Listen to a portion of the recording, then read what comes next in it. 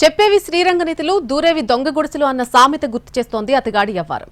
గుడి వెనక నాసామి అన్నట్టు దేవుడి చాటున గలీజ్ దంద నడుపుతున్నారు. ఇంట్లో పూజలు హోమాలు చేస్తున్నట్టు కలరింగ్ ఇచ్చాడు కేటుగాడు. అనుమానంతో ఇంట్లో సోదాలు నిర్వహించిన పోలీసులు షాక్ అయ్యారు. ఇందుకు అతగాడి ఇంట్లో ఏం దొరికింది? పూజల చాటున చేస్తున్న కంత్రి పనులేంటి? చూస్తుంటే ఎవరో ఆధ్యాత్మికవేత్త ఇల్లు ఉన్నట్టుంది అనుకుంటున్నారా? సకల దేవతామూర్తుల చిత్రపటాలున్నాయి. పూజలు కూడా బాగా చేశారు అనుకుంటున్నారా?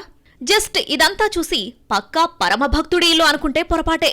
ఇదిగిదిగో ఇప్పుడు చూడండి, దేవుడి పటాల వెనక ఉన్న ప్యాకెట్లు బయటపడుతున్నాయి. ఆ ప్యాకెట్లలో ఏముందో తెలుసా? గంజాయి. నిజానికి ఈ ఇంట్లో గంజాయి ఉందని పోలీసులకు పక్కా సమాచారం అందింది.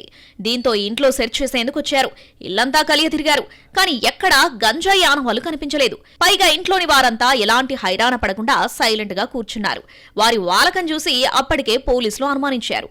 మరోవైపు ఇంటి యజమానిగా ఉన్న వ్యక్తి సైతం గంభీరంగానే ఉన్నాడు.